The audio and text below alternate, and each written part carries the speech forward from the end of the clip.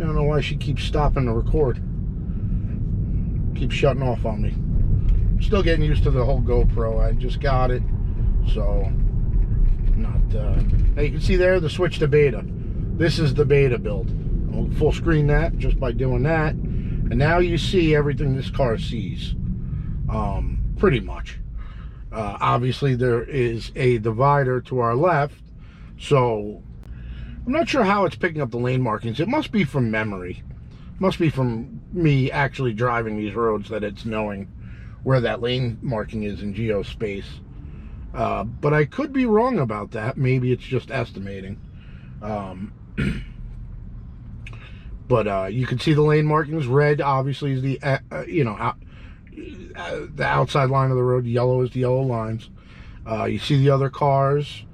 You see them coming here and going. Another Tesla. It must have passed 5 Teslas already. I've been on the road for about 2 minutes. I mean, they are literally everywhere now. It is getting crazy. It feels a little warm. I wonder if that's part of the problem. Light screen, so here we go. So you're going to see beta is going to handle this. It has not been an issue through this area. There is an issue I have coming up, but so far so good through this whole interchange. And you can see there's no lane markings here, so almost surprising that it doesn't have an issue, but it does have a lane marking here, so it picks it back up right there. And you know, no problems. I mean, this is a construction area. They're actually building the other side of the road currently, and so hopefully in I think a couple, maybe hopefully by end of summer, we'll be on a 2-lane road versus a 1-lane road, which will free up a lot of traffic. But yeah, I mean, the beta, we are in a construction zone. It's no problems. It's handles it perfectly. Again, they have the lane markings here, so I mean, if your lane markings are all over, and you'll see a spot in a minute where we're going to come up to this where they close the exit, and the lane markings are kind of all over the road. And you'll see she does wobble a little bit, but usually handles it pretty good. See how she does. I get a little nervous, so I tend to disengage more than other people, but no, today it's pretty good. You can feel it hesitate and bobble a little bit. Another Tesla. Now I don't know if that's just because now I put the blinker on there because I want to get over to the right, because the people behind me, you know, they want to move. Me, I like to just take it easy, and you know, I've heard it described. You know, you're not driving. Like, you're driving, and I hate to say the word you're not driving, but you are driving, but you're not in the... Another Tesla. Look at this. Another Tesla. In a sense that you're actively making sure the car doesn't do anything stupid, but you're the one, you know, it's doing most of the maneuvers. So nice blue one too. No wave. Looks like a blue. Oh, a blue standard range. Hello, standard range friend. So I've heard it described like you're watching a movie. Like you're kind of watching things happen around you, and you're being aware of what's going on, but you're not engaged in the action so much that, like, I don't know, it kind of melts the frustration off of you. I've been trying to explain it to people, but I haven't had much success in getting my point across wholeheartedly. But it kind of feels like you're watching everything happen around you, but you're not frustrated by the actions that normally might frustrate you. Now I'm getting in the left lane. This guy behind me, he's going a little slower, so I'm just going to get in the left. So now this is where I have a bit of a problem. So in this construction zone, they have the cones and then a barrier, and it works fine up to the top part, and it's a little tight. So I always get a little nervous sending beta through it, but it hasn't crashed yet, so we keep going with that fact. So you'll see here the cone's coming up, and the left lane gets closed off, and then you see the barrier up there at the top. Now right here it does everything fine. I'm going to slow down just a hair. It tells me to put my hands on the wheel because it knows something's happening, and it does fine, right? This is beautiful. It's no problem. right here, whoop, it pulls to the left, like towards the center guardrail, and slows down. I don't know why it does that. I should flag it. I've been flagging it every day. And when I flag it, I do a bug report. Bug report, car pulled to left for no reason and slowed down. Everybody says that's not necessary. I don't know if anybody sees it, but hopefully I mean, it's literally uploading 10 gigabytes of footage every day. So I can't imagine that bug report is not going with that footage as a timestamp. Could be wrong. Don't know. Nobody said if it is or isn't. I just do it. And I try to do it almost every time. Not really. I do it whenever I can. But I like to do it because I think it puts in context what is happening. Now, not to say that the AI is definitely going to know what's happening.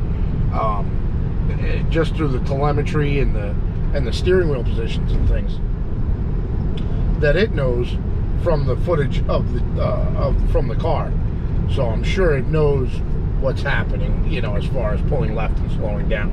But puts it in context. I don't know if humans are looking at it. I don't think they are. I think it's mostly the AI. And as you can see, we're on a 2-lane road. This is considered a highway. It's a parkway. But it is on beta because of the stoplights along this route where you can make right and left turns. And it's a pretty interesting thing, and I talked about it in a previous video. This has been doing this in this form since 2019, before the beta. It always switched to navigate on autopilot with no lane changes here.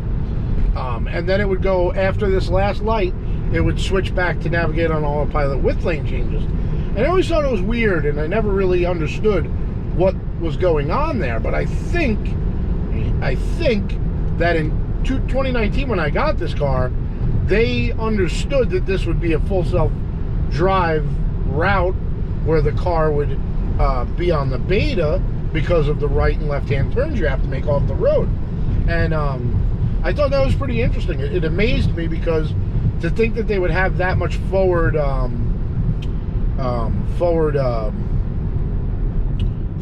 you know, thought about what routes would be switching to beta in 2019. Granted, I mean, you know, it should have been ready 5 years ago per Elon's beta at the end of the year statements, but it still makes it pretty cool to see that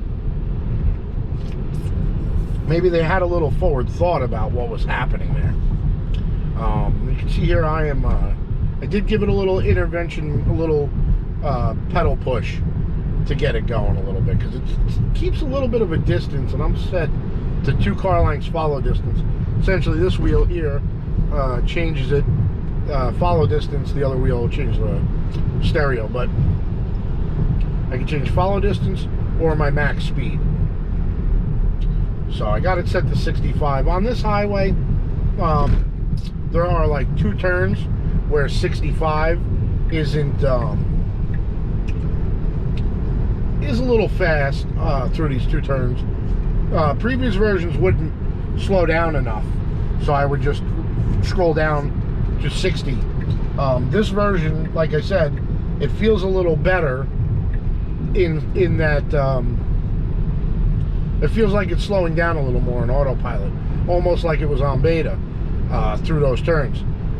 Or if it seems to be that if you get a little close to the line, it starts to slow down a little more and pulls you back a little bit, which is weird. You could keep the speed and just turn the wheel a little further, you know, just like you were driving, I guess. But I'm sure all that will be worked out as more and more people use it. Yeah, this autopilot screen really doesn't help any. Essentially, it's just, this is my commute, pretty much all highway until the end. So, but I like that part where the beta and the construction, it's pretty interesting that it handles that. This is one of the turns I was saying. If you watch the car in the display, I'm not going to slow it down. Watch it, see it's real close to that white line, and I feel like that makes people uncomfortable a little bit.